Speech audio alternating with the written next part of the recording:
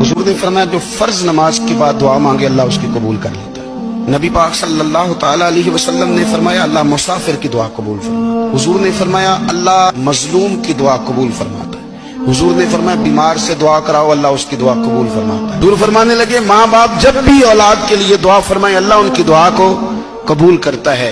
آپ اپنا تعلق بنائیں دعا کے ساتھ، عبادت کے ساتھ، مصلی کے ساتھ رشتہ بنائیں، استغفار پڑھیں۔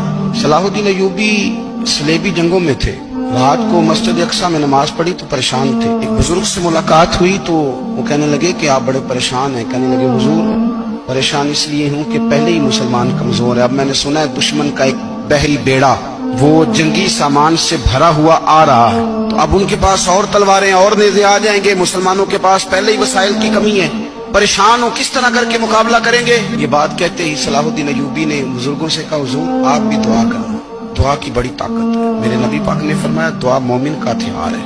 حضور نے فرمایا تقدیر کو سوائے دعا کے کوئی چیز نہیں بدل سکتی، یہ کافر کے پاس کوئی نہیں۔ پھر سنیں کئی بار کہہ چکا ہوں یہ ہتھیار ہے، کافر کے مقابلے میں جو تیرے پاس سب سے بڑا ہتھیار ہے وہ دعا ہے۔ دعائیں کرانی چھوڑ دی، کرنی چھوڑ دی، لینی چھوڑ دی۔ حضرت سیدنا انس بن مالک رضی اللہ تعالیٰ عنہ فرمایا کرتے تھے میں نے وہ رنگ دیکھا ہے جب حضور دعا مانگتے تھے اور حضور کی مقدس آنکھوں میں آنسو بھی ساتھ ہی بہا کرتے